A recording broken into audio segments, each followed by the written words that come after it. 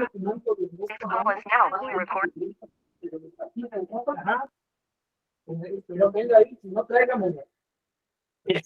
Entonces, ¿me ayudan? Creo que ya quedó.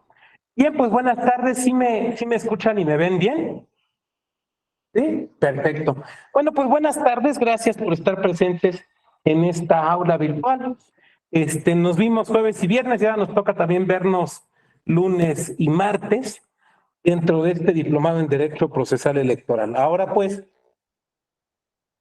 para hablar, se escucha un poco lejano. A ver, ya se escucha mejor. Aquí tengo la bocinita a mi lado.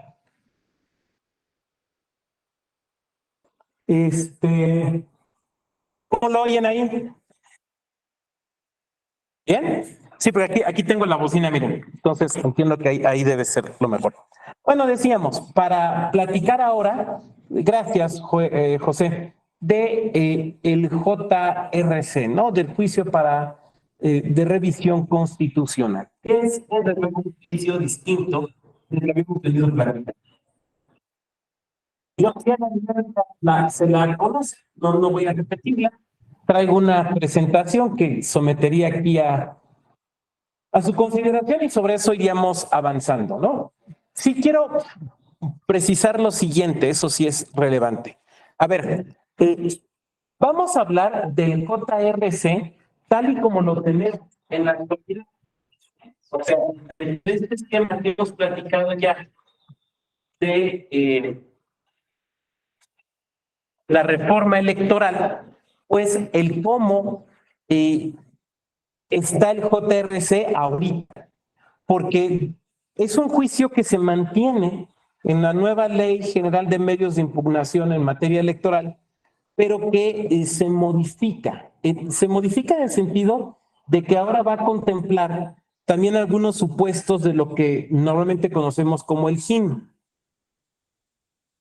el juicio de inconformidad. Pero dado que, pues como ya hemos dicho, se trata de una ley cuya aplicación se encuentra en suspenso, pues no nos vamos a ocupar, digamos, de ella, ¿no? Nos vamos a ocupar fundamentalmente de tal y como está en la ley vigente. Esto es, en la Ley General del Sistema de Medios de Impugnación en materia electoral. La segunda previsión que tenemos que tener muy clara es que esta ley es de 1996, ya lo hemos comentado también por referencia al JDC. Eso quiere decir que puede ser que haya ciertas discrepancias entre lo que nosotros vamos a estar viendo aquí y el texto, digamos, directo o inmediato de la ley. Porque nosotros de lo que vamos a hablar es de cómo el juicio se tramita en la actualidad, lo cual implica, desde luego, no ignorarlo, dice la ley, pero también aceptar que del 96 para acá tenemos, pues, ¿qué? Prácticamente 20 años, ¿no? De interpretación que ha hecho el Tribunal Electoral, entonces, pues, que tenemos que tomarlo en cuenta, ¿no? Lo tercero que creo que es importante que observemos es que el JRC, o sea, nuestro juicio de revisión constitucional electoral, es auténticamente un juicio de constitucionalidad. O sea, no es un medio de impugnación de mera legalidad, sino es un medio de impugnación que tiene que ver con la constitucionalidad. Podría ser que alguien de aquí me dijera, bueno, doctor, desde 2011, en todos los juicios se pueden plantear cuestiones de constitucionalidad. Todas las juezas, todos los jueces mexicanos son jueces de constitucionalidad y desde luego yo estaría de acuerdo. Pero la diferencia es que este juicio, desde que nació como un medio de control constitucional. Eso es muy importante. O sea, no se convirtió en un medio de control constitucional por interpretación de la Corte o del Tribunal Electoral o derivado de un litigio estratégico, sino que desde su diseño legislativo se pensó directamente como un medio de control constitucional. Por eso cuando uno da, por ejemplo, yo que he sido profesor de Derecho Procesal Constitucional, pues uno ve este medio de impugnación. A lo mejor no ve uno el fin, por ejemplo, ¿no? Pero pues sí hay que ver el JDC y el JRC, porque son auténticamente juicios constitucionales.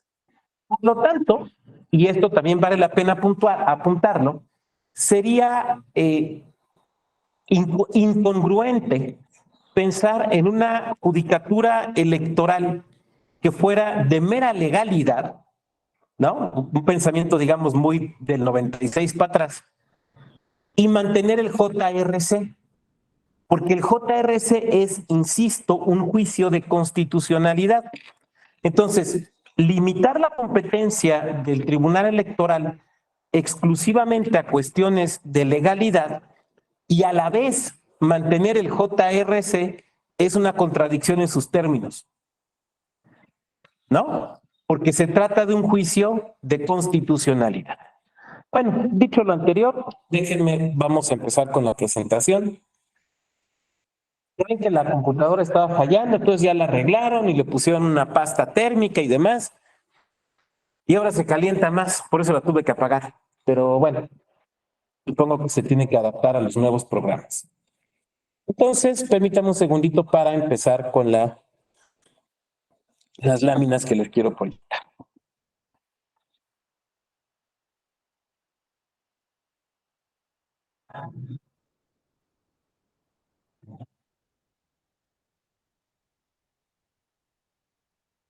Param, pararam, pam, parararam, pam.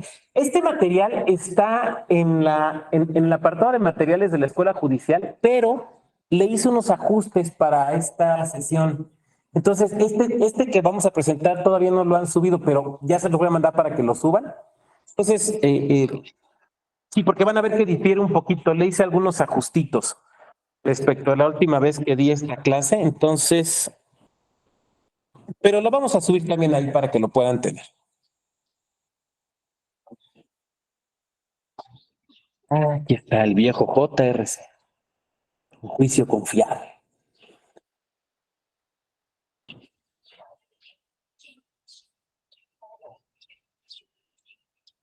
Bien,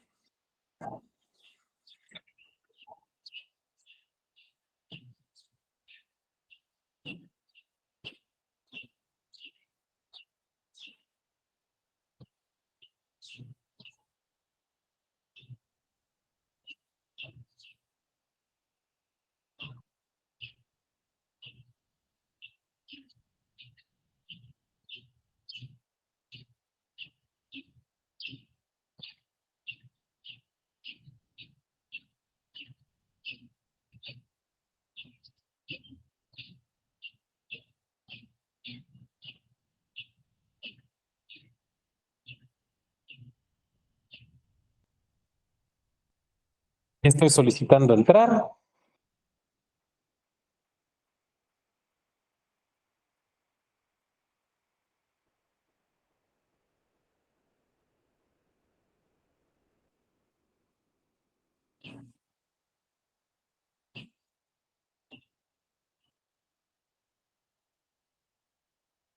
¿Me apoya quien está en tecnologías para admitirme, por favor?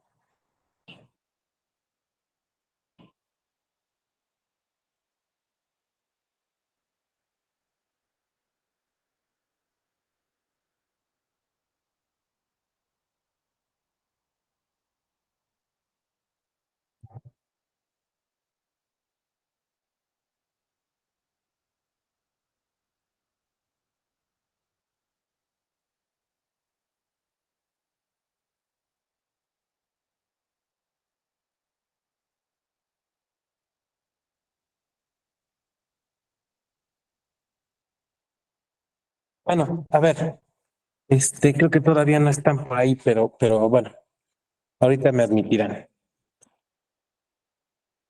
A ver, vamos a empezar. Para hablar del juicio de revisión constitucional, me quiero servir de las ideas de Hans Kelsen para hablar de el parámetro de control, el parámetro de estudio, el objeto del control, el órgano del control, el criterio, el procedimiento y el resultado del control. Son 6 elementos que Kelsen analiza por referencia a cualquier medio de control constitucional. Me estoy sirviendo en particular de un texto que probablemente ustedes conozcan y que si no les recomiendo mucho, que se llama La garantía jurisdiccional de la Constitución, entre paréntesis, la justicia constitucional. Alguien aquí podría decir, oiga, pues es que para ver algo práctico, ¿por qué no está citando a Kelsen? No tiene mucho sentido citar a un señor austriaco que daba clases desde un cubículo, pero no, a ver, aquí tenemos que recordar algo. Kelsen fue durante buena parte de su vida un jurista práctico. Y como buen neocantiano, le importaba mucho que el conocimiento teórico tuviera una proyección práctica.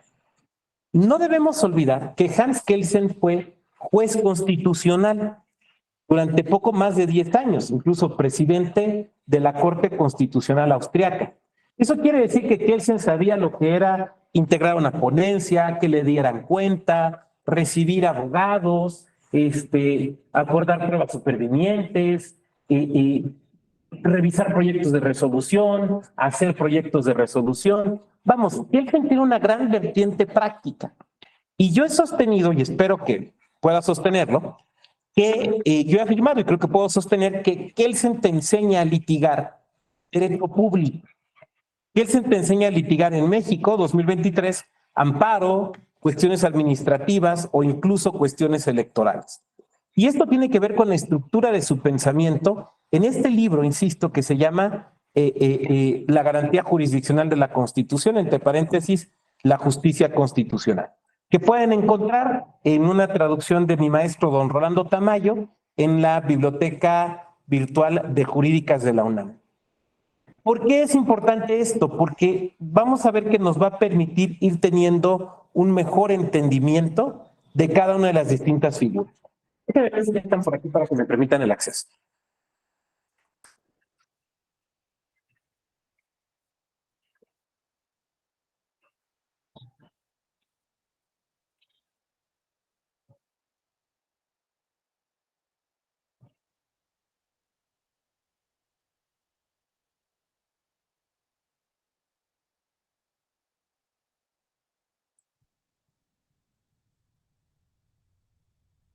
Ya me admití yo solito.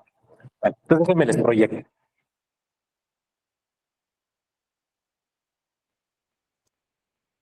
Ahí está, muy bien. Entonces, ahora sí. Ahora sí. Ahí está. Bien. Decíamos entonces, vamos a estudiar el JRC a partir de estos 6 elementos que nos presenta Kelsen. Primero, ¿cuál es el parámetro o criterio del control? A ver, en cualquier juicio siempre tenemos un parámetro o criterio del control. El parámetro o criterio del control, lo tenemos ahí en amarillo, es el cuerpo normativo contra el que se contrasta el objeto del control. A ver, suena muy rollero, pero en realidad es más sencillo. Pensemos en lo siguiente. Supongan que cualquiera de ustedes es juez o jueza penal. Entonces, a ver, secretario, deme cuenta con el siguiente expediente. Ahora, ahí te dan el expediente. Pues, ¿de qué es? Es delito de robo. Ok, a ver, ¿cuáles son los hechos relevantes, señor secretario? Entonces te va a decir, Juan, con una bujía, le rompió el vidrio del conductor al bocho de María, lo prendió directo y se lo llevó. Ya, esos son los hechos. Entonces tú le preguntas al secretario, oiga, ¿Juan le pidió el carro a María? No, no se lo pidió. Juan reconoce no habérselo pedido y María dice que ni lo conoce a fulano. Ok, entonces tomas tu código penal, supongan que este es el código penal, y ves, le voy a inventar el artículo. Artículo 494. Robo es apoderarse de cosa ajena sin el consentimiento de quien legalmente pueda dar. Entonces, tu criterio de control es el código penal. Es este artículo 494. Entonces, tomas los hechos y el criterio con el cual vas a juzgarlos es el código penal. Entonces dices, robo, apoderarse, apoderamiento. A ver, ¿qué hizo con el bocho? Con una bujía le rompió el vidrio y lo agarró y se lo llevó. Ok, apoderamiento. Cosa ajena. ¿De quién era el bocho? De María. Ah, muy bien, sí, llevamos 2 elementos. Sin consentimiento.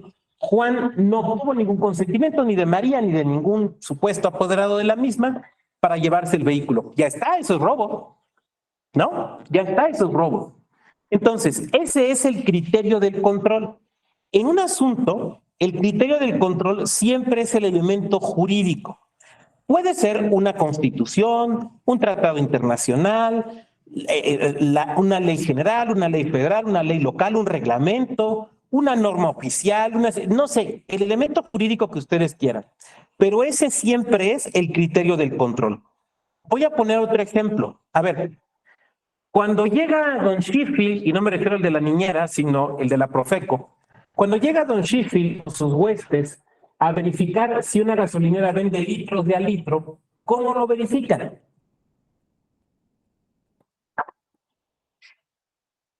¿Cómo lo verifican?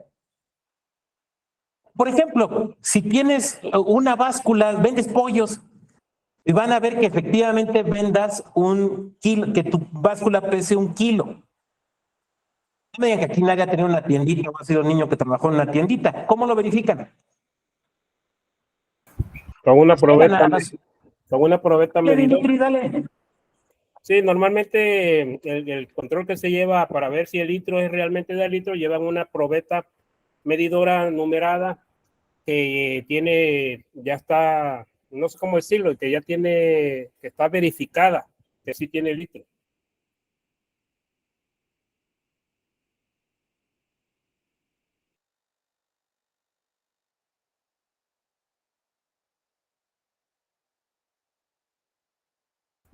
No le oigo.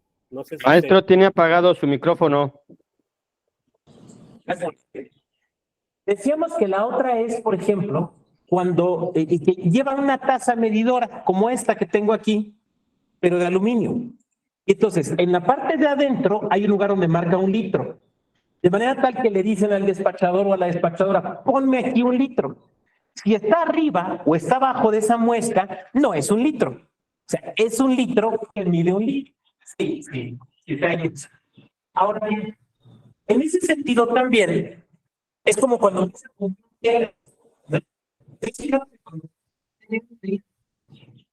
sí, llegan y dicen, a ver, deme 1 metro de ese lino, o deme 2 metros de ese lino.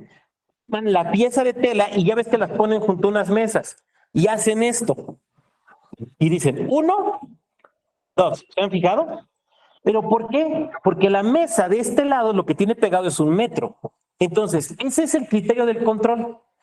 La pregunta es, en el juicio de revisión constitucional, ¿cuál es el criterio del control? La respuesta no es tan evidente como pudiera parecer. Seguimos aquí. Objeto del control. Esto es, ¿cuáles son las decisiones que se pueden discutir en un juicio de revisión constitucional electoral? La respuesta no es pues, cualquier decisión electoral. No, la respuesta no es cualquier decisión electoral. Desde luego, en un JRC se debaten cuestiones electorales, pero como ustedes saben, dista mucho de ser nuestro único juicio electoral. Entonces pensemos, no sé, un litigio que quiera llevar un miembro del SPEN, del Servicio Profesional Electoral Nacional, contra el INE, pues no lo va a tramitar en un JRC. Oiga, pero no es un juicio electoral. Bueno, sí es un juicio electoral, pero no es un juicio laboral o burocrático electoral, por lo tanto no se lleva. Oiga, pero yo soy candidato y no me quisieron reconocer el triunfo, me voy al JRC. No, a ti te toca el JDC. Ay, es que es lo mismo. No, no es lo mismo. Se parecen, pero no es lo mismo. Vuelvo a algo que ustedes ya saben. La vía es uno de los presupuestos procesales, es un requisito procesal absolutamente insalvable, ¿no? Entonces, esto tiene que ver con preguntarnos cuál es la vía que se tiene que seguir para poder tramitar un asunto de este tipo. El órgano del control, esto es, ¿quién va a resolver el juicio de revisión constitucional electoral? La realidad es que, como vamos a ver, es muy fácil decir que lo resuelve o sala superior o las salas regionales y establecer, digamos, la regla general o genérica, que la vamos a ver. Si no la alcanzamos a ver hoy, la veremos mañana, no pasa nada. Pero la realidad nos presenta casos complejos donde no es tan evidente quién tiene la competencia, ¿no? Hay casos, como vamos a ver, sumamente sencillos, pero hay otros que son mucho más complejos donde no es tan fácil ver quién tiene la competencia. El procedimiento del control. Esto es, ¿cuál es el íter procesal, el camino procesal que se tiene que seguir para que esto se resuelva? Que son las reglas generales que ustedes ya vieron. Por último, el resultado del control. Esto es, la sentencia a la que se llega y el medio de impugnación que puede caber contra la misma, si es que hay alguno, y en qué supuestos se puede ejercitar. Como pueden ver entonces, estos criterios que Kelsen nos marca nos van a servir para poder ir resolviendo este tema. Bien, ¿quién me puede ayudar a leer esta lámina, por favor? Definición. Medio de impugnación electoral extraordinario que tiene por objeto garantizar la constitucionalidad y convencionalidad de las decisiones de las autoridades electorales locales. Gracias, Catalina, por tu amable lectura. A ver, vamos a ir analizando esta definición que les propongo para ir definiendo cosas. Primero, medio de impugnación.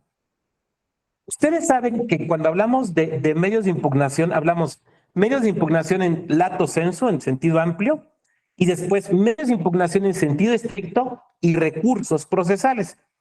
Los españoles dirían también, o las españolas, que remedios. Pero bueno, quedémonos con medios de impugnación en sentido amplio, en sentido general, medios de impugnación en sentido estricto y recursos. El juicio de revisión constitucional electoral es un medio de impugnación contra decisiones de autoridad. Ahorita vamos a ver de qué tipo de autoridades. Pero ojo, no es un recurso, es un medio de impugnación en sentido estricto, lo cual quiere decir que es un nuevo juicio. Es un nuevo juicio. Ahora, ¿esto de qué es un nuevo juicio? A ver, tiene muchas cosas que tenemos que observar desde la perspectiva práctica. Dice, y es extraordinario más no ordinario. Sí, claro que sí. A ver, cuando interponemos un recurso, no sé, ordinario, apelación. Pregunta, cuando ponemos un recurso, como puede ser la apelación, en cualquier materia, ¿es una nueva litis o es la misma litis? Sigue siendo la misma. La misma litis. Y Pablo tiene toda la razón. Sigue siendo la misma litis.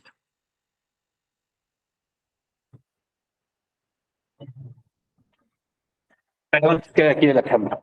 Claro, sigue siendo la misma litis. Por lo tanto, la misma no se puede variar ni se puede modificar. Lo que yo estoy diciendo en un recurso es que la solución de primera instancia no fue la adecuada, básicamente. Que hay una mala interpretación de los hechos o una inadecuada lectura del marco jurídico. Básicamente es lo que estoy diciendo. Pero la relación procesal sigue siendo la misma con actor y demandado. Ahora, cuando hablamos de un medio de impugnación, no propiamente de un recurso, sino de un medio de impugnación en sentido estricto, estamos hablando de un juicio diverso. ¿Esto por qué es importante? Porque una de las principales causas por las que se pierde un JRC es porque lo emplean como si fuera medio de impugnación. A ver, voy a poner un ejemplo. Supongamos que vamos a impugnar la elección y la entrega de constancia de mayoría de una diputación, ¿no? Entonces yo soy representante de un partido y yo digo que el Consejo Municipal hizo mal los cómputos. Algo así, hizo mal los cómputos. Entonces, me voy a hacer la impugnación local. Juicio electoral. Y entonces el tribunal me dice, ¿sabe qué, compa? Usted es el que está. El Consejo Municipal sí hizo bien los cómputos. Entonces me voy a ir al JRC, al Juicio de Revisión Constitucional Electoral. Y lo que hago es repetir los mismos argumentos que utilicé contra el Consejo Municipal. ¿Qué me va a decir la sala? Que está mal. ¿Por qué? Porque yo ya no estoy la decisión del Consejo Municipal. Estoy impugnando la decisión de quién. Del tribunal local. Del tribunal. Por tanto, mis argumentos tienen que ir contra la decisión del tribunal local. Lo que yo debo demostrar no es que estuvo mal el Consejo Municipal, porque ya no estoy impugnando eso. El objeto de la impugnación, regresémonos aquí, el objeto del control ya no es la decisión del Consejo Municipal Electoral, sino la decisión del Tribunal Electoral. Por lo tanto, de lo que yo me tengo que doler es de la decisión del tribunal local. Yo tengo que dar razones en contra de la decisión del tribunal local. ¿Por qué? Porque es un nuevo juicio, no es un recurso, es un nuevo juicio. Entonces, cuando uno simplemente repite los argumentos, lo que uno está haciendo es tratar como recurso a quien es medio de impugnación. ¿Se fijan? Por eso esta parte de la definición es importante. 2, extraordinario. ¿Qué querrá decir que es extraordinario? Bueno, que hay medios de impugnación ordinarios. ¿Cuáles son los medios de impugnación ordinarios? Los que se encuentran en la legislación local. Y por lo tanto, aquí hace referencia a una cuestión. Vi que comentaban algo, pero bueno, perdón, se me fue. Lo ordinario es el medio de impugnación local. Por lo tanto, aquí estamos hablando de un tema de definitividad. Tengo que agotar la definitividad antes de irme al medio de impugnación extraordinario, que es el JRC. Alguien me va a levantar la mano y me va a decir, ¿qué pasó, doctor? ¿Se le olvida el persaltum? Sí, sí lo vamos a ver. Pero eso es lo extraordinario de lo extraordinario. No sé si me explique. O sea, es absolutamente extraordinarísimo, si me permiten el término. Llevamos entonces hasta este momento los siguientes elementos. Uno, que es un medio de impugnación, no un recurso electoral, obviamente. Segundo, que es extraordinario. Por lo tanto, implica el agotamiento del medio de impugnación ordinario. Salvo, claro, que este no exista. O salvo, claro, que se presente un caso de persaltum, como vamos a ver más adelante. Que tiene por objeto garantizar la constitucionalidad y convencionalidad. Fíjense ustedes, como vamos a ver, el criterio del control, me regreso aquí al amarillito, ya no es exclusivamente constitucionalidad. Si nosotros tuviéramos aquí a la primera integración de la sala superior que empezó a resolver los JRCs, pues para ellos era muy claro que había un tema de control de constitucionalidad. No solo porque el radilla Pacheco y que la reforma, porque esas fueron cuestiones posteriores, sino simplemente porque ya el nombre del juicio te lo dice.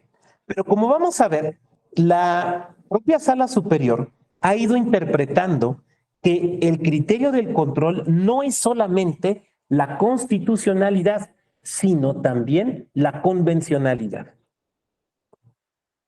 Eso podría provocar que en un medio de impugnación de este tipo tú hagas valer argumentos para rebatir el objeto del control que medularmente atiendan a un tratado internacional.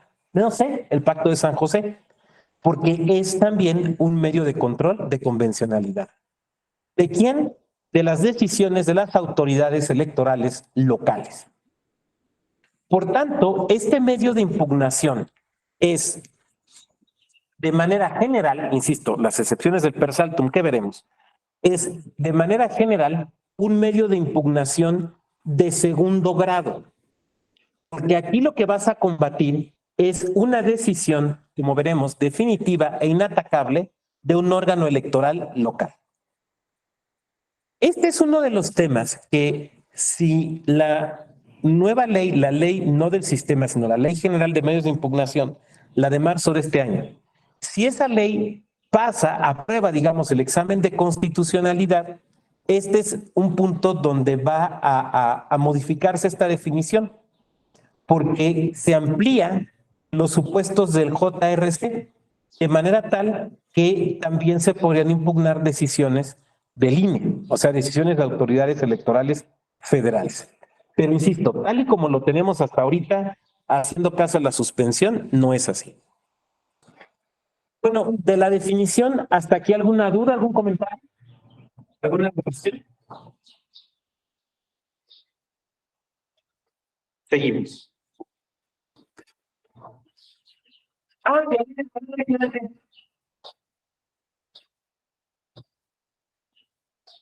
Sí, doctor, buenas tardes. Buenas tardes a todos y a todos. Comentaba en relación al juicio de revisión constitucional electoral. Nada más quería comentarle ahí como experiencia también.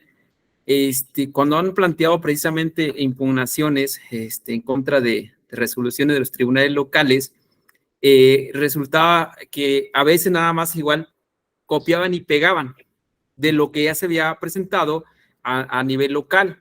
Entonces, para resolver el asunto, pues simplemente se hacía un cuadro comparativo, impugnación local, impugnación federal, y se ponía, se hacía como evidente, muy evidente, ¿no?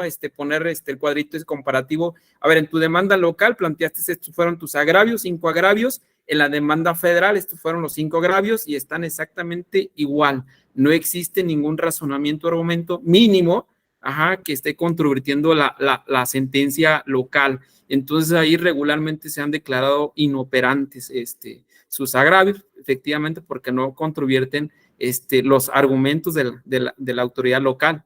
Entonces, digo, y ha sucedido o sucede muchas veces, en muchos casos ha pasado eso. Entonces, aguas, ahí ponemos las y los abogados o representantes tienen que poner mucha atención en ese aspecto, porque sí sucede en muchos casos que nada más agarran y copian lo de la demanda local para poder impugnar una resolución local, cuando, como usted bien lo dice, se tiene que controvertir los razonamientos que sustentan la decisión de ese tribunal local, no la autoridad de origen que generó el acto de origen impugnado. Pues es cuanto, doctor, muchas gracias. ¿Quién está? Bien, por aquí ponían en el chat, ¿no? O sea, inoperantes por reiterativos, pues sí. Ahora, igual y ahorita algún compañero o compañera abogada nos levanta la mano y nos dice, oiga, pero pues es que luego hay tribunales electorales que hacen prácticamente copy-paste de la decisión de la autoridad. Puede ser, ¿eh? Pero entonces en tu impugnación lo haces notar. O sea, en tu escrito impugnativo dices, a ver, esencialmente lo que hizo la autoridad responsable, lo que hizo el tribunal, fue copiar la decisión del órgano electoral administrativo. Y hasta se puede seguir el mismo método que dice Clemente, ¿no? A ver, esta es la decisión del órgano administrativo, esta es la decisión del tribunal, y miren, fíjese que fue copy-paste. Entonces, desde luego se puede hacer para ambos lados. Tiene toda la razón. Bien, ¿quién nos puede ayudar a leer esta laminita, por favor? Alguien que esté desde computadora.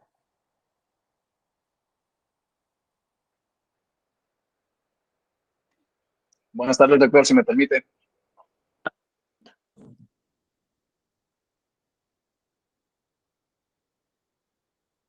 Bueno, ya no lo oigo. ¿Sí lo oyen?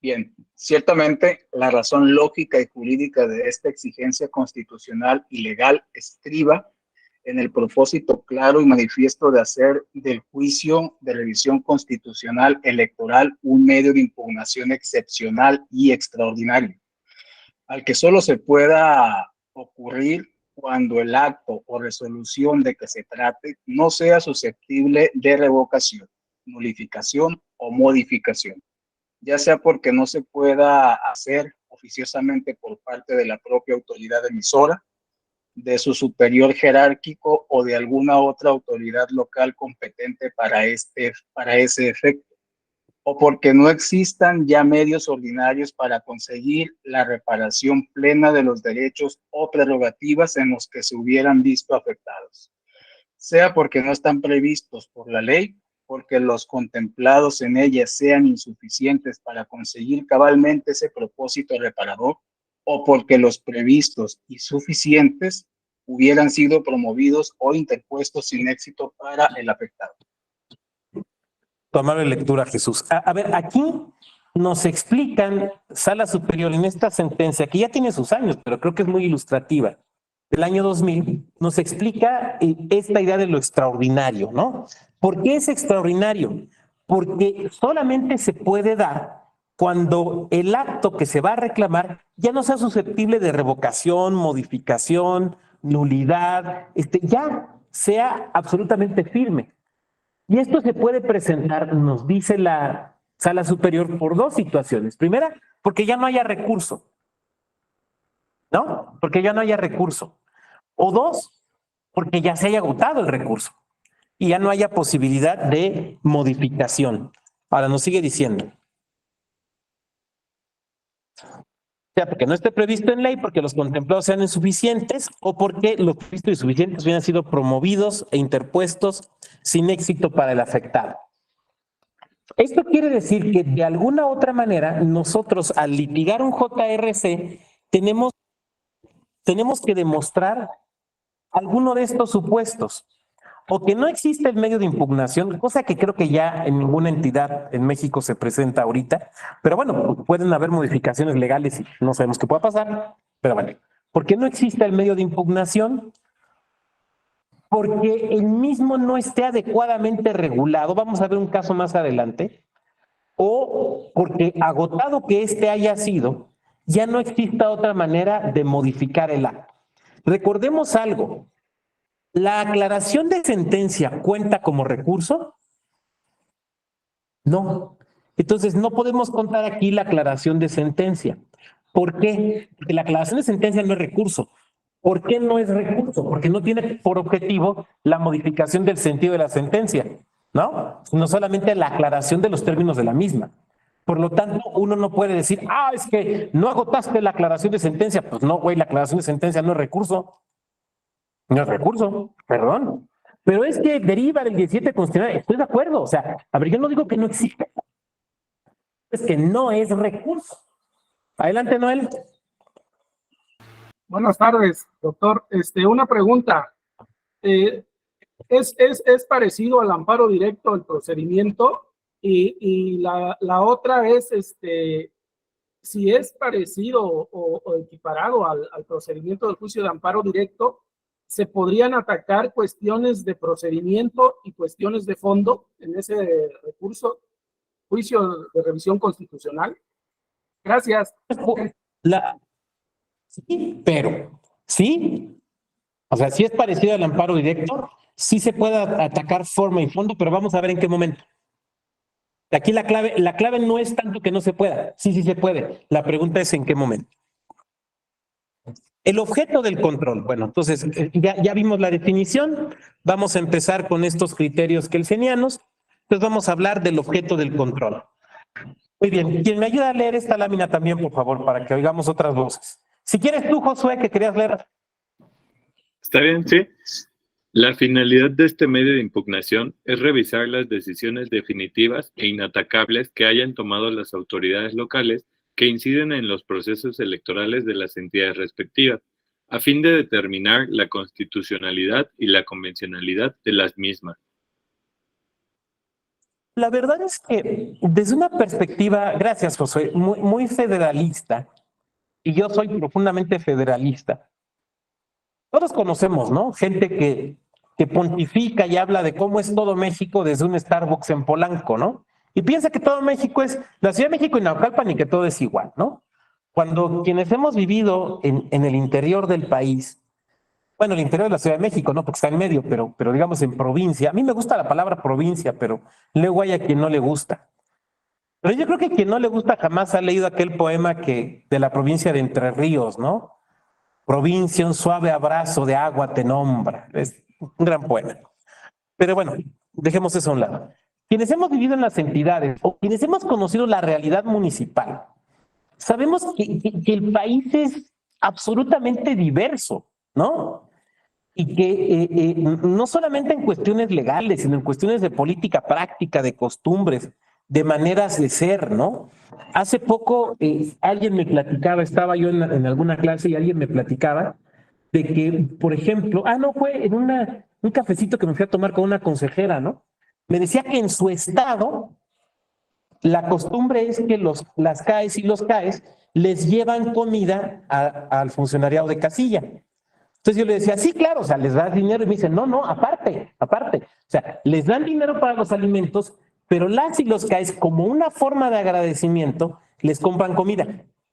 Esa es una costumbre que está en su estado, pero por ejemplo, en los estados donde yo he vivido, no existe. O lugares, por ejemplo, aquí nos dice Tijuana, por ejemplo, Verónica, o lugares donde, por ejemplo, la tradición era, la costumbre, era que pasaban a recoger en camionetas a las residencias de casilla y luego las mismas camionetas los regresaban en Hidalgo, me acuerdo, ¿no? Entonces, la realidad, Veracruz nos recuerda, Carlos, la realidad es que somos un país sumamente plural. Entonces, desde una perspectiva federalista, uno podría decir, oiga, doctor, pero ¿no es este el mismo tema del que nos quejamos en el amparo? De que todos los asuntos civiles, familiares, mercantiles, penales, terminan a final de cuentas en la Judicatura Federal. ¿No es una especie de centralismo judicial? ¿No podríamos verlo así? O sea, esto es una realidad. Podríamos verlo de esta manera. Pero creo que también podemos verlo, y al menos es como yo lo observo, si entendemos al Tribunal Electoral como el órgano de cierre en materia electoral, ¿no? Como el último órgano que resuelve los conflictos electorales individuales. 1, 2. Si entendemos a partir de nuestra Constitución que todo justiciable, que toda justiciable tiene el derecho a 2 instancias, por lo menos, que sería como regla general. Hay excepciones, ¿no? Los asuntos que llegan directamente a órganos de cierre, como la Corte o Sala Superior, pero son excepciones. Entonces, si lo vemos desde esa perspectiva, me parece que no hay, digamos, un atentado contra un federalismo electoral, federalismo judicial electoral. Por otra parte también, y me parece que sobre todo a partir de la reforma de 2014, tiene sentido este tipo de juicios porque lo que hacen es unificar los criterios finales de interpretación bajo un modelo que es, insisto, que tenemos a partir de 2014, que lo que busca es la homologación. Ahora, además de estos argumentos, habría que decir algo. Buena parte, por no decir que la mayoría de los asuntos electorales locales no llegan hasta las instancias federales. Claro, llegan los más, digamos, los más visibles, ¿no? Elección de gubernaturas, la capital de los estados, son los que suelen llegar. Pero la verdad es que la mayoría se quedan en los tribunales electorales locales. Y por otro lado, aún en aquellos que llegan ante el tribunal, digamos, son ratificaciones. ¿Por qué digo esto? Porque eso lo que demuestra son varias cosas que es muy importante tener claro. Primero, la importancia de la judicatura electoral local. O sea, la judicatura electoral local no es un mero órgano de trámite. No es, ay, tengo que agotar la definitividad. No. En la gran mayoría de los asuntos, la judicatura electoral local es un auténtico órgano de cierre, porque el asunto ya no sube. Pero también, en aquellos asuntos que suben, la judicatura electoral local normalmente ve que sus criterios son ratificados. Entonces, esto me parece que es muy importante tenerlo claro. Ahora, quiero que observemos algunas cuestiones de esta definición, bueno, de esta descripción. La finalidad de este medio de impugnación es revisar las decisiones que tienen 2 características definitivas e inatacables. Ahorita lo vamos a ver, que hayan tomado las autoridades locales, pero no cualquier autoridad local electoral, sino la autoridad electoral local de cierre en lo local. ¿Quién es la autoridad electoral local de cierre? Tribunal. Bueno, me van a decir, ¿por qué doctor? Pero yo he visto cuántas veces contra las decisiones de los órganos administrativos. Sí, la aplicación yo tengo que explicar eso. Pero por regla general, el último de cierre es el Tribunal Electoral Local. Ahora, aquí hay algo muy importante, ¿eh? Miren, me voy a regresar un momento. Aquí.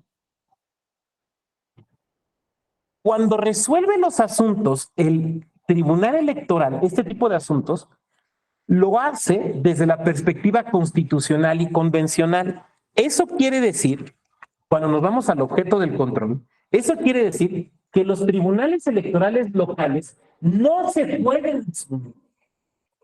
pueden asumir como tribunales de mera legalidad. Los tribunales electorales no son tribunales de casación, no son tribunales de mera legalidad, son auténticamente tribunales de constitucionalidad. Yo sé, van a decir, ay doctor, pues eso es bien fácil decirlo, pero a ver, véngase a mi estado a resolver conforme la Constitución y a recibir la presión de la legislatura y del gobernador. Y yo les diré, miren, yo ya fui autoridad electoral y como lo he dicho, no me quedé calvo nomás por genética. Claro que sé que eso implica presiones, lo sé. Vamos, lo sé porque lo viví. O sea, incluso es una experiencia absolutamente intransmisible, pero lo sé porque lo viví, claro que lo sé. Sé que hay estados donde, por ejemplo, tomar una decisión a favor de acciones afirmativas tiene sus asegúnes. Sé que hay estados donde todavía el tema de paridad le saca urticaria, lo sé. Pero perdón, es justicia constitucional. Toda justicia electoral es justicia constitucional. Caramba, si esto no es 1995. Si ustedes trabajan en un tribunal electoral local y creen todavía que su función es esencialmente de legalidad, pues han de estar tomando esta clase en una computadora 386 y su carro debe ser un Datsun y deben ir a comprar su comida al Gigante, neta. Y todavía añoran las hamburguesas del Burger Boy y creen que todavía existe siempre en domingo, porque son las Rentan en cosas que Blockbuster. ¿Qué decías? Y todavía ven películas del Blockbuster. Todavía hay de Cantinflas, ¿no? Y el Chavo del 8 todavía sigue sacando capítulos nuevos, cosa que dejó de hacer en el 77. Claro, claro. O sea, es que tú no puedes, o sea, tú como tribunal electoral, a ver, es que fíjense la incongruencia, que tú como tribunal electoral resuelvas solamente con base en la ley, cuando sabes que el Tribunal Electoral del Poder Judicial de la Federación te va a resolver con base en Constitución y en convencionalidad. Pues hazlo tú. Porque no se vale patear el asunto para arriba, ¿no? O sea, pues para arriba no, lo tienes que resolver. Vuelvo a lo mismo, sé que es complejo, sé que implica presiones, sé todo lo que me quieran decir, vamos, insisto, lo he vivido. Pero bueno, ¿no? Eso nos hubiéramos dedicado a otra cosa. Ok. Que incidan en procesos electorales de las respectivas entidades. Este es un juicio cuyo presupuesto es justamente un proceso electoral. A ver, no es solamente un juicio electoral, sino es un juicio netamente de proceso electoral. Voy a poner un ejemplo. Cuando veamos el JDC, un JDC puede no estar vinculado para nada con un proceso electoral, ¿no? Puede no tener para nada una vinculación con un proceso electoral. Voy a poner un ejemplo. Ahorita que no estamos en proceso electoral, voy a tramitar mi credencial de elector y me la niegan. Puedo interponer mi JDC.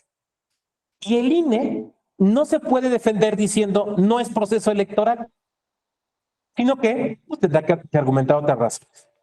Pero el JRC siempre tiene en vista un proceso electoral.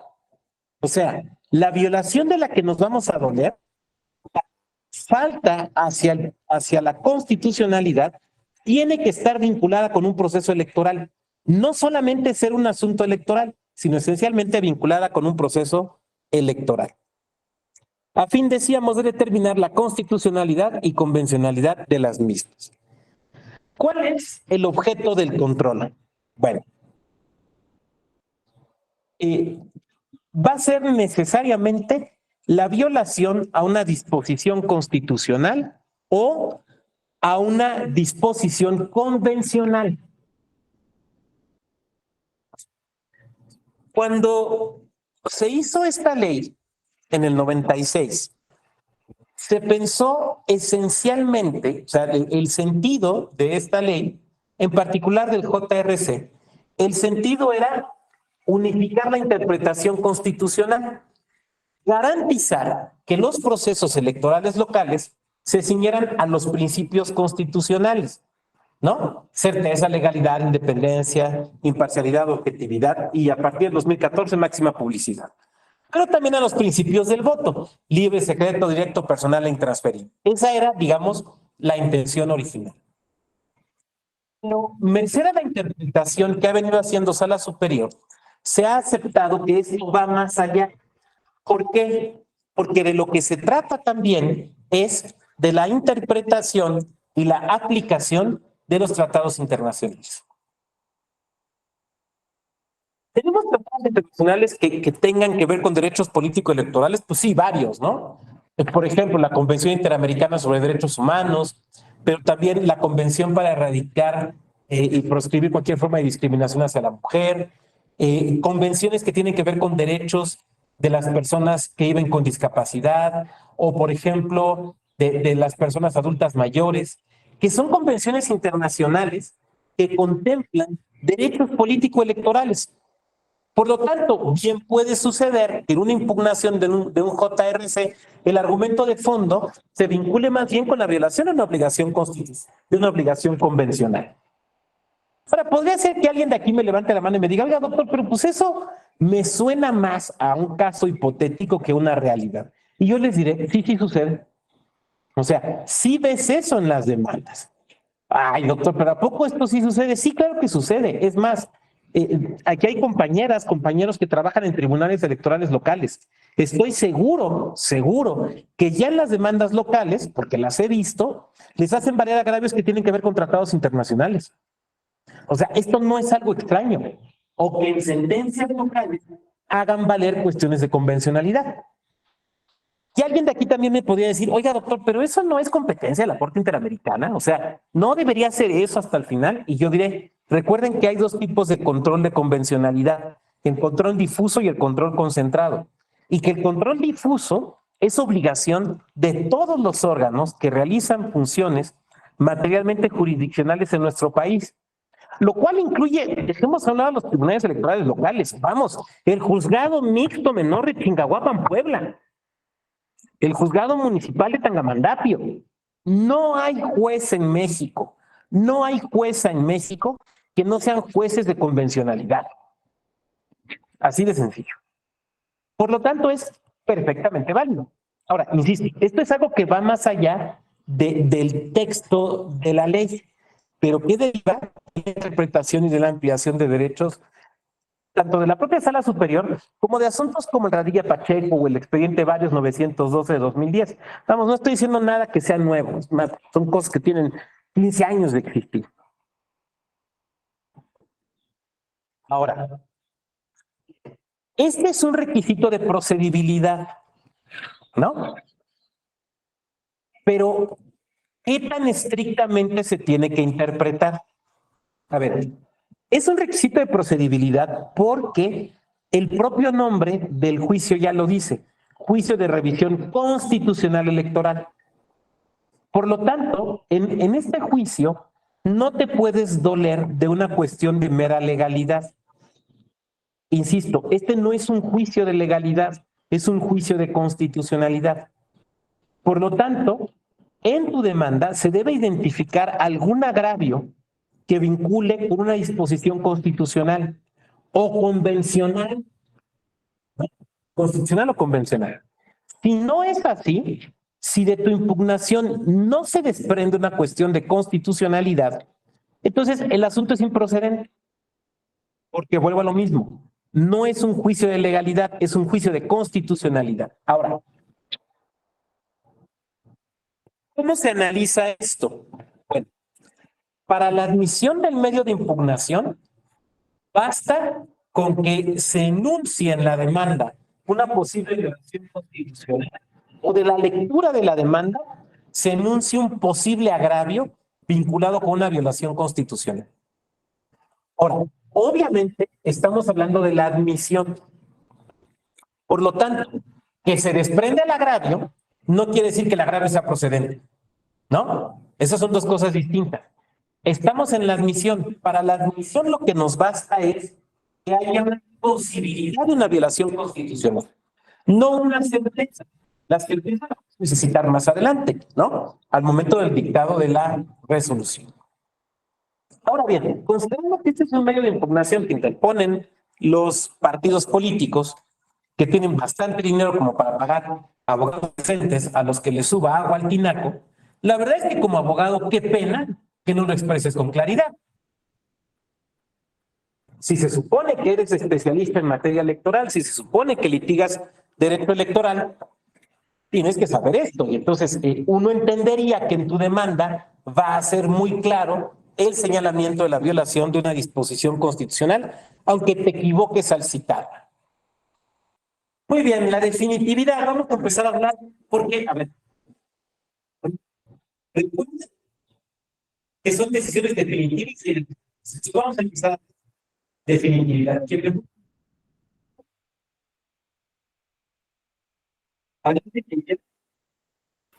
Maestro, si se aleja de su máquina ya no se oye bien.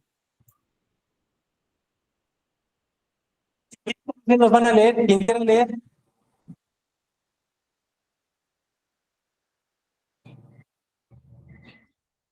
¿Quién quiere leer?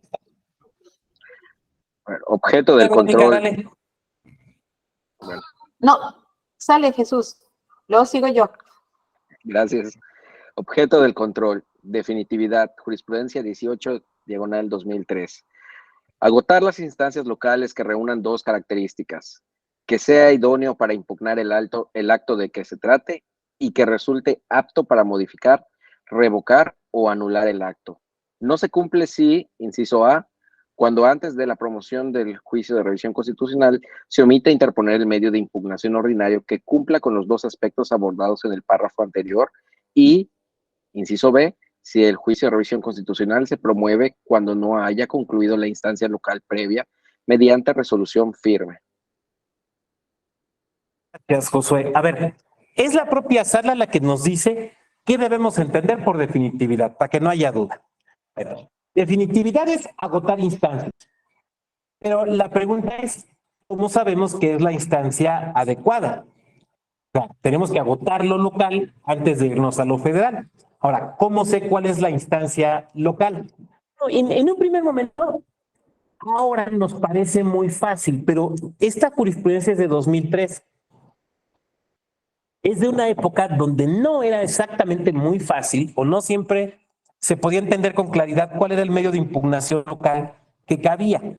Esto se ha ido depurando. En la actualidad, digamos que ya es más fácil, pero la realidad es que de repente modifican las leyes electorales o las leyes procesales y luego terminan por ser desajustes poco claros, ¿no? Poco técnicos. Bueno, entonces nos dicen, agotar las instancias locales que reúnan dos características: que sea idónea y apta para modificar. Estas son las dos características de la definitividad. Ahora, esto no se cumple si, inciso A nos dice, cuando antes de la promoción del juicio se omite interponer el medio de impugnación ordinario.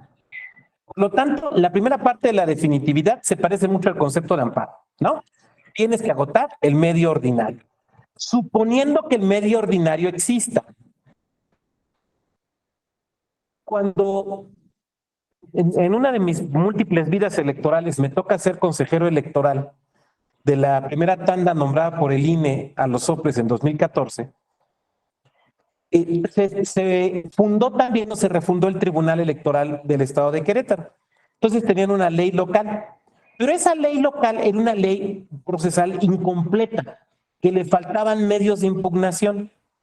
Entonces lo que hizo el Tribunal Electoral fue interpretar sus facultades para crear una especie de juicio electoral innominado. ¿Por qué? Porque la ley no lo contemplaba. Ahora, ¿de dónde se fundamentó el Tribunal Electoral local para hacer esto? Pues del mandato constitucional de que los juicios tengan al menos dos instancias y del principio de definitividad. Tienes que agotar la instancia local, ¿no? Por lo tanto, digamos que el primero obligado sería el legislador para que exista una instancia local, juicio electoral local. Frente a esto, a veces tiene que suplir el Tribunal Electoral local. Dos, si el juicio se promueve cuando no haya concluido la instancia local previa mediante resolución firme. Yo sé que para algunas o algunos este inciso B parece muy obvio, pero no siempre lo es. A ver, ¿a qué me refiero? Me refiero sobre todo a quienes empiezan a litigar electoral por primera vez o vienen de otras áreas del derecho y están haciendo sus pininos en lo electoral. El clásico, ¿no? De que contratas al primo que te divorció y que lleva divorcios y asuntos bancarios para que te lleve el juicio electoral. La clásica.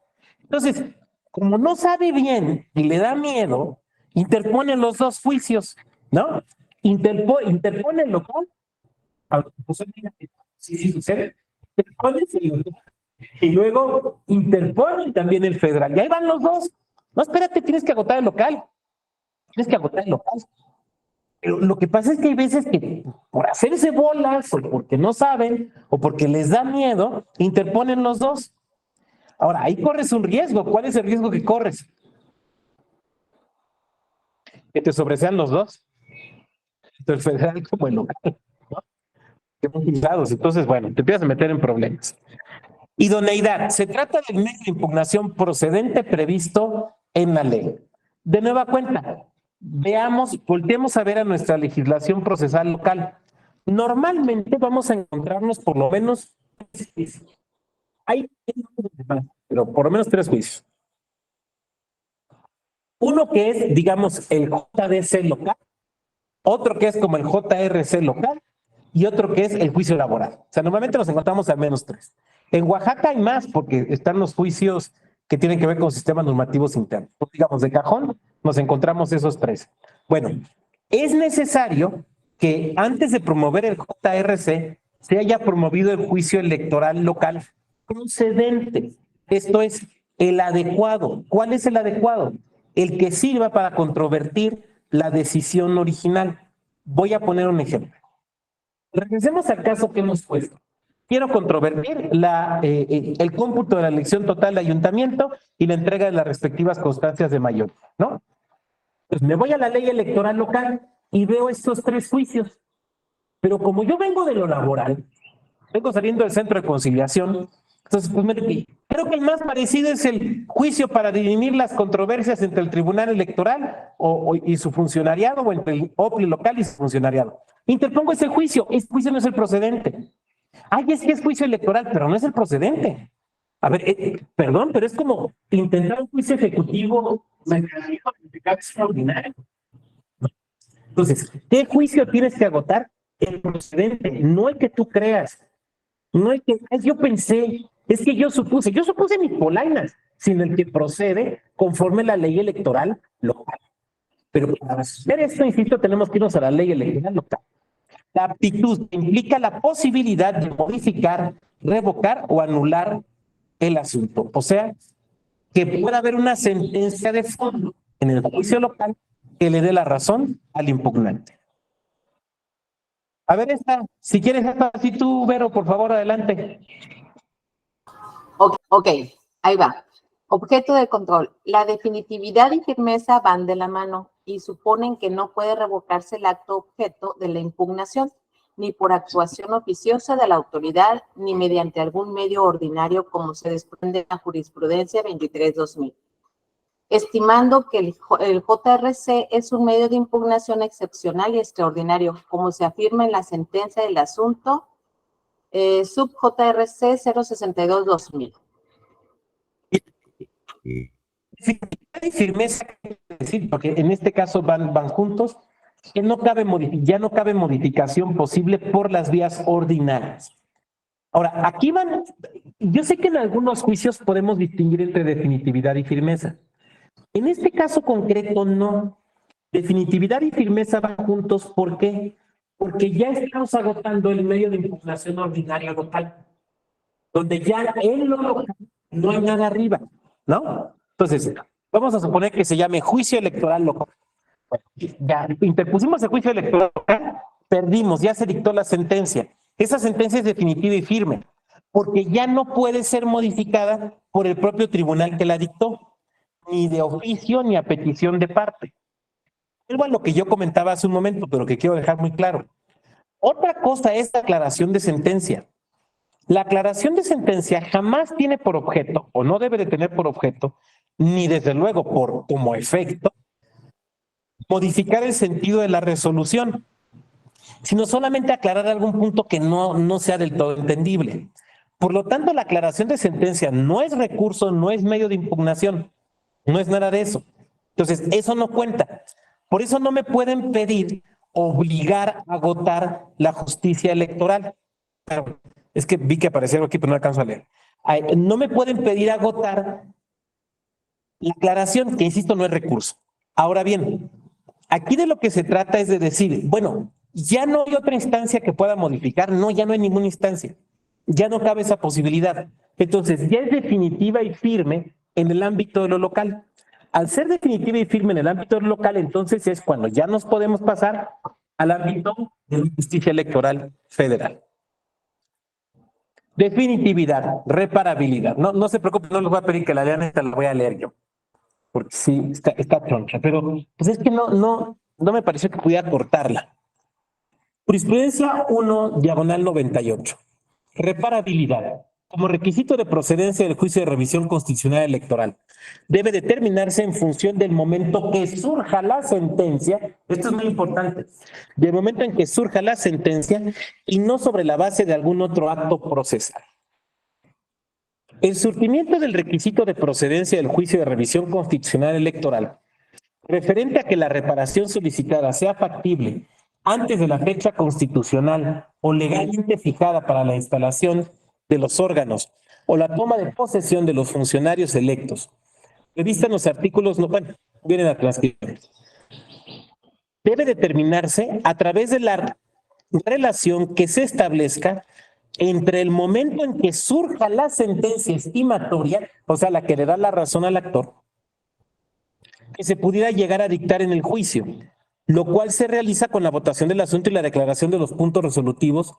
Dice, o sea, ¿en qué momento se forma la sentencia? Dice, lo cual se realiza con la votación del asunto y la declaración de los puntos resolutivos que formula el presidente del tribunal, según el artículo 187 de la Ley Orgánica del Poder Judicial de la Federación. Con las fechas de instalación o de la toma de posesión mencionadas en los preceptos invocados. Solo habrá lugar a darlo por satisfecho si se advierte que el primero de dichos actos, sentencia estimatoria, puede surgir antes de que se produzcan los segundos, ya que cuando en el fallo se decide acoger la pretensión del actor, el efecto que se genera, en términos del artículo 93, párrafo primero, inciso B, de la ley secundaria citada, es el de modificar el acto de resolución impugnados, efecto que trae como consecuencia que se provea lo necesario para reparar la violación constitucional que se hubiera cometido, lo que evidencia claramente que la sentencia es el acto procesal que genera el efecto reparador, acto que se produce con la plenitud de jurisdicción, que la ley, viene en los artículos, confiere a la Sala Superior del Tribunal Electoral, cuyo ejercicio implica, en primer lugar, que se modifique o incluso que se anule el acto. En segundo lugar, que lo privado de efectos puede ser sustituido por lo resuelto en la ejecutoria de que se dicte. Es por esta razón que la reparabilidad de que hablan los dos primeros artículos señalados debe verse en función del momento en que surja la sentencia y no sobre la base de algún otro acto procesal como pueda ser la notificación de la misma. Para que sea procedente, hablando del objeto del control, se requiere que el acto sea materialmente reparable. O sea, es un principio de eficacia de las sentencias, ¿no? O sea, la sentencia debe... Cuando el actor busca una sentencia estimatoria, que es lo que se busca, la sentencia debe poder ser útil, debe poder ser eficaz. Si la sentencia es inútil, aún suponiéndola favorable a los intereses del actor, esa sentencia no tiene razón de ser. Es un gasto de trabajo y de recursos absolutamente innecesario. Por lo tanto, la sentencia debe poder tener un efecto útil. ¿Cuándo va a poder tener un efecto útil? Pero entre otros supuestos, cuando sea ejecutable. Una sentencia que no se puede ejecutar, que a sabiendas no se puede ejecutar, no es una sentencia útil. En este caso, quiere decir, bueno, si el JRC es un juicio donde esencialmente vamos a impugnar resultados electorales o actos vinculados con los resultados electorales, entonces resulta fundamental que la decisión se pueda dar antes de la toma de protesta. Ese es el elemento. Ahora, la duda es, y esto surgió en buena medida por referencia a un asunto de Yucatán con el Congreso local, ¿en qué momento deja de ser reparable? A ver, es que si vamos a poner un ejemplo. Las elecciones del pasado domingo, ¿no? Bueno, de hace 2 domingos, en Coahuila y en el Estado de México. En uno de los casos, no recuerdo ahorita con precisión en cuál, toma protesta en septiembre, en otro me parece que hasta noviembre. Hay tiempo suficiente para agotar la cadena impugnativa, ¿no? Supongan que el asunto llega a esta sala superior en un JRC, supongan, porque pues, yo no sé si va a llegar o no, pero vamos a suponer, y que llegue faltando 1 mes y medio para la toma de protesta. No diría, hay tiempo suficiente. El asunto, hay plena reparabilidad, ¿no? Ahora, la pregunta es, o sea, la pregunta que origina esta jurisprudencia es, ¿en qué momento deja de ser irreparable? Sobre todo, ¿por qué razón? Porque lo que empezó a suceder, e insisto, es el caso de Yucatán, que en buena medida da origen a esta resolución, es que a veces las autoridades, pues no deberían hacerlo, ¿no? Pero a veces lo hacen. Caen en las chicanadas clásicas para no dejarse notificar. Ya saben cuáles, no se las voy a decir porque tampoco es una clase de chicanadas. Pero ya sabemos cuáles son. Ahora, contra la chicana también hay mecanismos. O sea, yo me acuerdo mucho. Ay, perdón, aquí se me fue. Voy a dejar de compartir un momento porque les quiero ver. Pero me acuerdo mucho de un caso. Teníamos, en mi época de consejero, íbamos a resolver un asunto. En ese entonces nos tocaba resolver peces y poses en primera instancia. Y circulamos y íbamos a resolver en contra de un partido político. Entonces el partido no se dejaba notificar. O sea, él no contestaba las llamadas del representante, llegaban al domicilio y estaba cerrado. Y un día de plano me dicen, oiga, doctor, ¿qué hacemos? Era yo ahí consejero, pero vamos, vigilaba que los procedimientos, al menos en lo que yo entendiera, estuvieran bien hechos. Pues, ¿qué hacemos? Como que, ¿qué hacemos? Ahí dice la ley procesal. Pues es que no están. Bueno, no están, levanten constancia, vuelvan según la hora de la constancia, y si siguen sin estar, notificamos por cédula pegada en la puerta.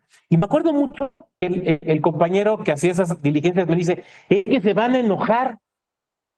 Sí, pues que se enojen, pero que nos reclamen en sesión. Y así lo hicimos. Y cuando estuvimos en la mesa, sí estaba bien enojado el compañero representante del partido, pero ¿qué nos podía decir? ¿Qué nos podía decir? O sea, él no se quiso dejar notificar, pues nosotros le encontramos cómo sí notificarlo, papá. Él entiende que su labor es no dejarse. Mi obligación como autoridad sí es notificarte, entonces te vamos a notificar. Hay mecanismos para hacerlo. Ahora, también, insisto, también esto hay que saberlo hacer. Pero bueno, lo que estoy tratando de decir es que, antes de dar la palabra a Enrique, no me bajes la mano, Enrique, ahorita voy contigo. Lo que estoy tratando de decir es que aquí a lo que se enfrentó la sala superior era, a ver, ¿en qué momento ya es irreparable? Porque puede ser que entre el dictado de la resolución y la notificación el acto se haya ejecutado, que era lo que intentaban en Yucatán. Por eso fíjense lo que dice aquí la sala superior, y este criterio es muy importante. Dice, a ver, ¿en qué momento surge la sentencia y por lo tanto es a partir del momento que ya tiene sus efectos? Y dice, pues al momento que se somete, a ver, a favor, en contra, tantos a favor, se ganó, a favor, se aprobó el proyecto, se aprobó. Ahí está la sentencia. Ahí está ya la decisión. Oiga, pero todavía no está el engrose, pero ahí está ya la decisión. Oiga, pero todavía no me han notificado, pero ahí está ya la decisión. Ya está. Esto ha permitido que, por ejemplo, y ustedes lo saben, se sesione, por ejemplo, un día antes en la noche o en la madrugada. ¿Por qué? Por el cúmulo de asuntos. Alguien de aquí me podría decir, oiga, doctor, pero ¿no creo que deberían sesionar con mayor antelación? Y yo diré, es que pasan muchas cosas. Entre otras, por ejemplo, sin decir cuáles, pero hay tribunales electorales locales que luego apoyan los asuntos. Y entonces, cuando les llega, quedan 2 meses y medio, muy buen plazo, ¿no? Pero cuando dictan la resolución ya quedan 4 días porque ayer estaba muy compleja. Y entonces le aprietas el tiempo al Tribunal Electoral del Poder Judicial de la Federación. O sea, el tiempo que tú te comiste, se lo aprietas a la otra autoridad. Entonces, a partir de ese momento, la sentencia ya es obligatoria. Oiga, doctor, pero ¿yo cómo me voy a enterar? Las sesiones son públicas. ¿Ok? Enrique, ¿querías comentar algo? Supongo que es sobre esto. Adelante. Sí, es correcto, doctor. Sí, es que justamente aquí en el OPLE de la Ciudad de México, en un distrito local, sucedió algo similar. Se tenía que notificar a un candidato o al partido político, igual el domicilio no se encontraba. Entonces lo que hicimos fue lo que usted comentó, se dejó en el domicilio, pero aparte también lo notificamos por estrados, ¿no? Entonces, pues, ya estando ahí en estrados, pues ya, ¿no? Entonces nada más era comentarle que también por estrados se puede notificar. Siempre la legislación local te va a dar formas para hacer la notificación, ¿no? Y si no te manda a la legislación procesal, ahora sería el Código de Procedimientos Civiles Nacional, siempre hay formas. Ahora, me van a decir, sí, pues para usted es muy fácil, porque usted fue consejero y ahora es profesor, pero a ver, salga a la calle. No, es que también lo sé hacer, también lo he hecho. Me acuerdo mucho de un asunto. Yo presidí una comisión, no me acuerdo cuál de las comisiones que me tocó presidir, y teníamos un tema con un partido que no se dejaba notificar. No sé cuál trabajo. No se dejaba notificar. Y entonces iban nuestros compañeros de notificación y no podían, y no podían, y no podían. Entonces les dije, a ver, ¿saben qué? Échenmelo, yo lo voy a hacer. Y me acordé de mis épocas de abogado embargador, porque pues en algún momento llevé créditos de una caja popular. Entonces, pues, desarrolla ciertas habilidades como para que no parezcas abogado, ¿no? Pues usando de esas, llegué y pude notificar. Claro, obviamente no llegas, soy consejero, vengo a la o sea, porque entonces ni la puerta te van a abrir. O sea, sé que no es fácil, entiendo que no es fácil, pero de que hay mecanismos, hay mecanismos. Lo único que hay que tener mucho cuidado es saberlo hacer bien para que se sostenga la validez del acto. Porque obviamente el partido inconforme va a buscarle cómo. Va a buscarle cómo. Adelante, Pablo, escuchamos.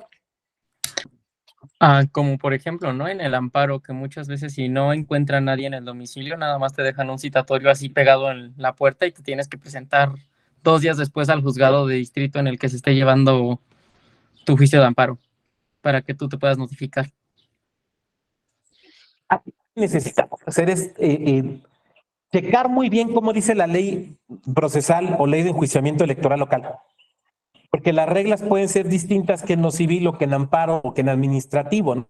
Entonces, ahí necesitamos verificarlo muy bien. Es una de las razones por las cuales cuando contratamos compañeras y compañeros de temporada, por ejemplo, en OPLES y en tribunales locales, por mucho que sean abogados, no los podemos sacar al día siguiente a hacer notificaciones como se les ocurra, porque la ley puede ser distinta, entonces pues tenemos que darle su capacitada.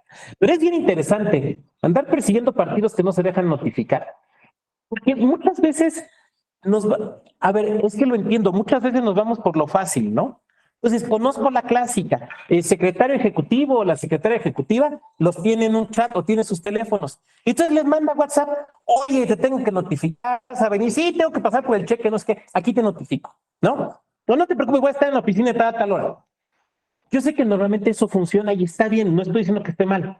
A ver, el problema no son esos casos, el problema es cuando no se quieren dejar notificar, ese es donde tenemos el problema y es donde tenemos que servirnos pues de los mecanismos que nos da la ley como autoridad, ¿no? Simple y sencillamente. Pero bueno, quiero que, regresándonos a la jurisprudencia, quiero que observes, o sea, lo importante que es tener claro el momento en el que surge la sentencia y la sentencia se vuelve obligatoria. Antes de pasarle el micrófono a Clemente, me acuerdo mucho del caso de un candidato a presidente municipal que gana, había algo en impugnación, no me acuerdo de qué materia era, ¿no? Creo que era del procedimiento interno, era algo así. Y se resuelve en la madrugada del día que arrancaban campañas, creo que era que arrancaban campañas. Entonces, en su evento, lo que hace es, saca un folder y dice, aquí está la resolución donde dice que nosotros ya ganamos y que no sé qué. No la tenía. Era un folder con hojas en blanco, con hojas, quién sabe de qué, si es que tenía una hoja adentro. Lo que pasaba es que en la mañana se había resuelto el asunto. Hagan de cuenta, el evento fue a las 10 y a las 8 se resolvió. Entonces, bueno, formalmente no tenía la resolución, pero bien, ahí había una mano arriba, adelante, compañero, no sé si era Carlos o quién. No, no era Carlos, adelante. Doctor, había levantado la mano. Dale. Sí, nada más para comentar, creo que pues todo, como mencionaba en el caso ese de fue de Tabasco, creo, donde el actuario de sala superior fue a notificar a la legislatura y me parece que lo recibieron y lo dejaron encerrado en una oficina en tanto tomaba protesta el diputado o diputada local. Entonces, precisamente querían hacer valer eso, de que si había tomado protesta del cargo, pues ya, ya no le surtía efectos esa notificación, ¿no? Y también recuerdo por ahí la sala superior, no me acuerdo si el año pasado, hubo donde dijo que su sentencia surtía efectos a partir del momento de que se votaba, decidía por el pleno. Entonces, digo, nomás como dato. Sí, según yo es un caso de Yucatán, pero tristemente podríamos decir que es igual y se ha presentado en varios estados. Es que de esas de actuar, yo me sé una donde lo dejaron en un elevador, fíjense, en un elevador y no sé qué le hicieron, qué le picaron para que se quedara atorado.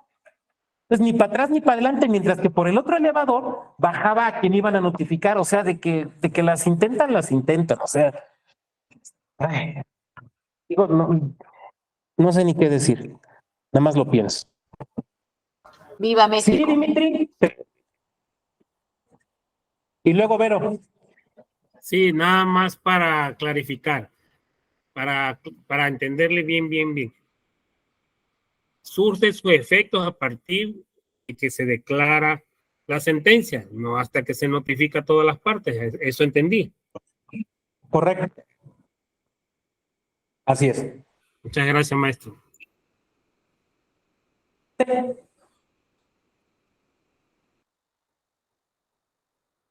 Verónica, ¿querías comentar algo? Porque activaste tu micro hace rato.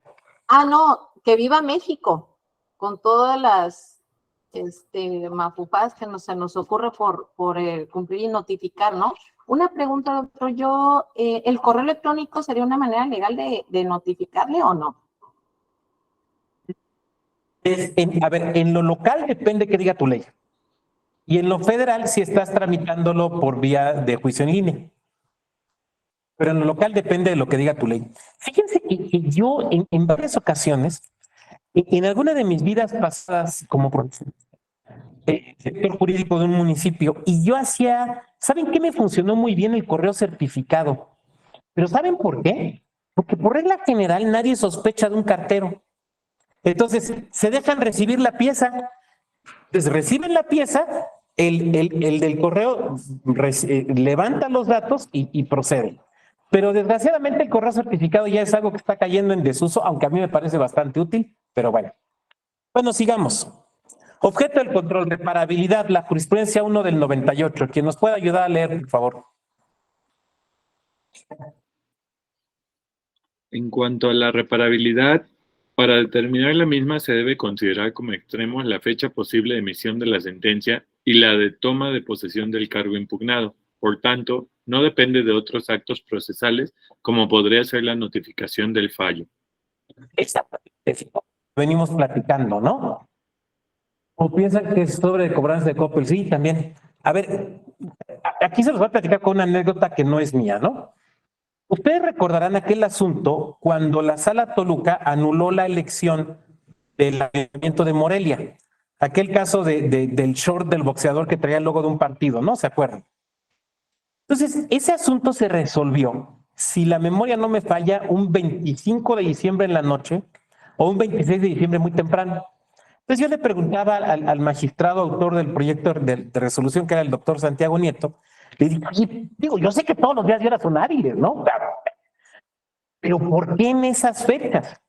Y entonces él me dijo, un dato que yo en ese momento ignoraba, es que en Michoacán entran en funciones el 1 de diciembre. Y yo tenía que tratar de dejar algún colchón por si había impugnación ante sala superior. Digo, ¿por qué se tardaron tanto? Me dice, porque a mí el asunto me llega un 23 de diciembre en la noche. ¿No? Entonces, bueno, o sea, aquí es una situación donde uno puede ver claramente el tema de la reparabilidad. O sea, lo relevante no era cuándo van a notificar. Lo relevante es cuándo vamos a dictar resolución. Ese era el tema relevante. Entonces, aquí la clave es, insisto, cuándo vamos a dictar resolución. Bien, objeto del control. Seguimos con esto. Sea determinante. A ver, ¿cualquier violación se puede impugnar? Dice, lo voy a leer yo porque creo que está un poquito apretado.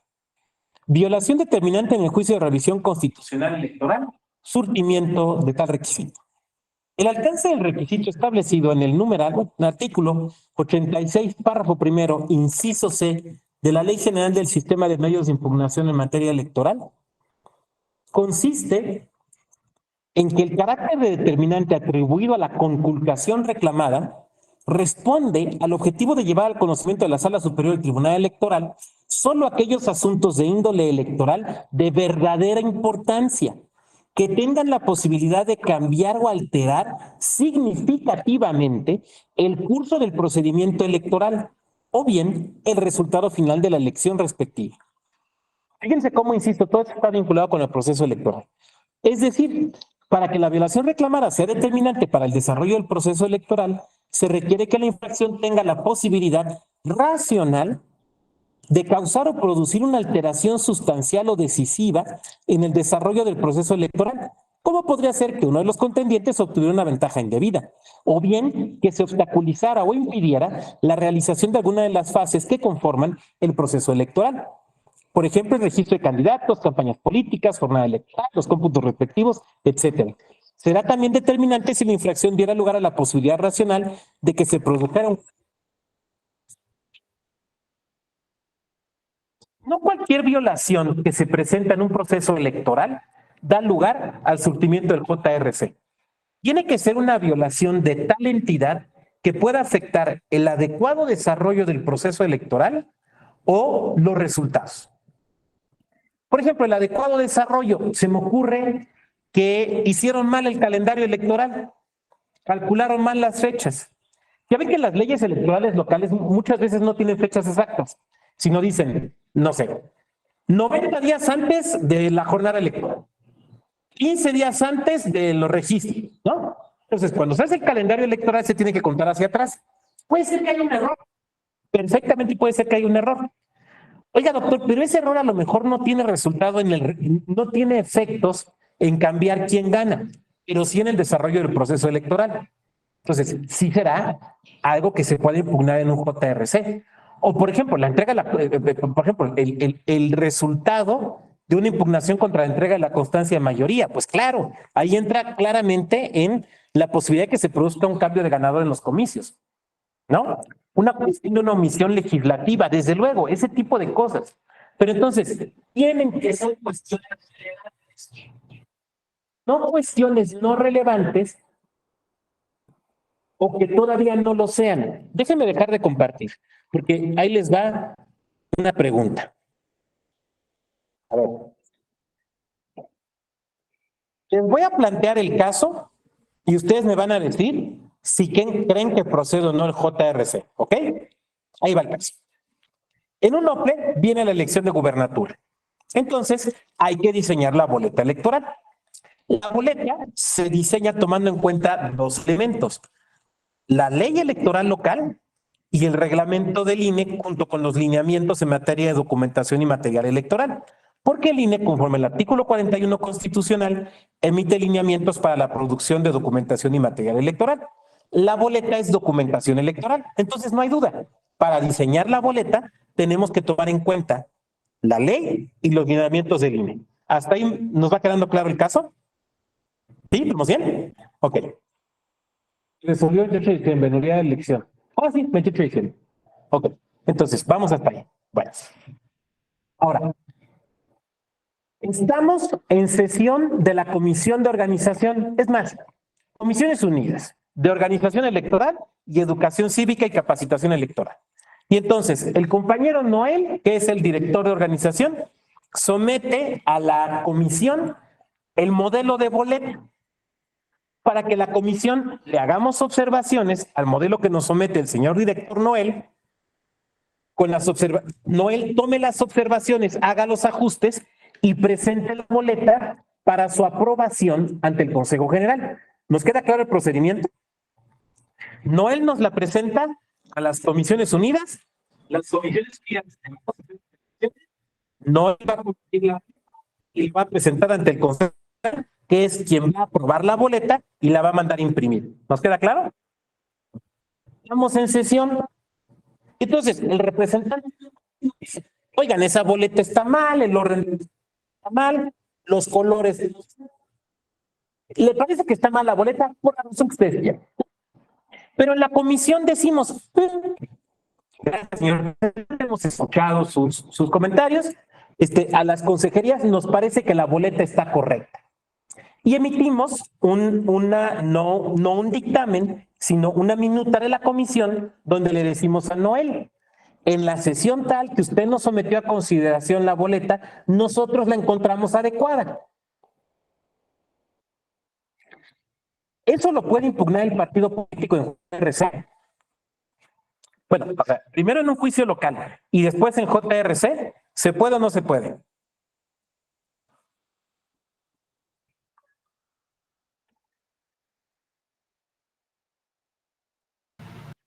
Noel.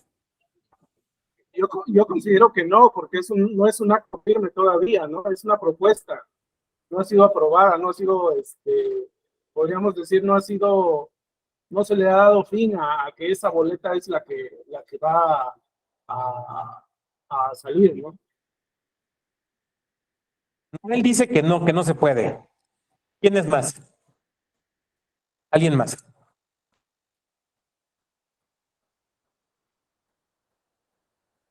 A ver, estamos hablando de dos instancias internas del instituto. La dirección ejecutiva de organización electoral que dice, este es mi modelo de boleta. Y las comisiones unidas de organización y educación cívica y capacitación electoral que dicen, la boleta está chida. ¿A qué va? Noel dice que no. ¿Qué opinan las y los demás?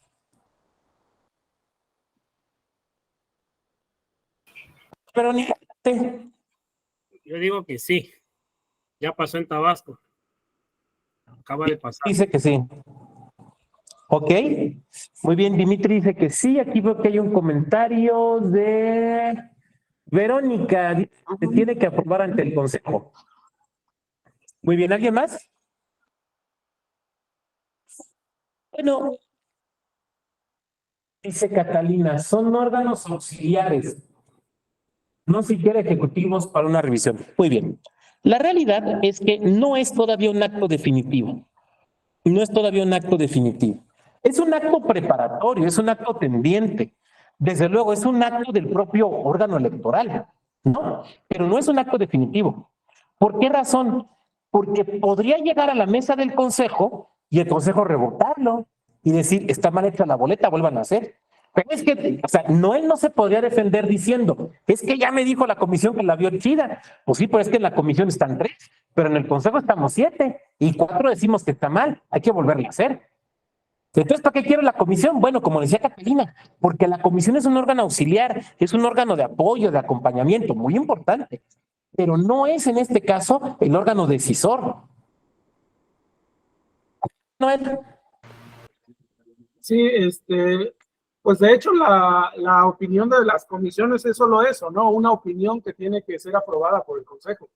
Entonces, si las comisiones opinan, en el sentido en el que opinen, pues es solo una manifestación, no se aprueba todavía la boleta.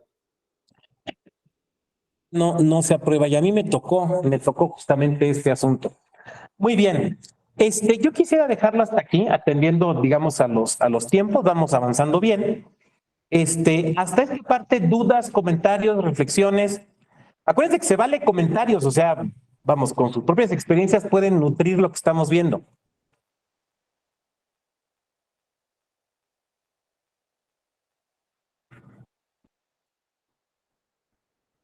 En ejecución de sentencia, dice Jesús. Vamos a verlo mañana, sí, desde luego, desde luego.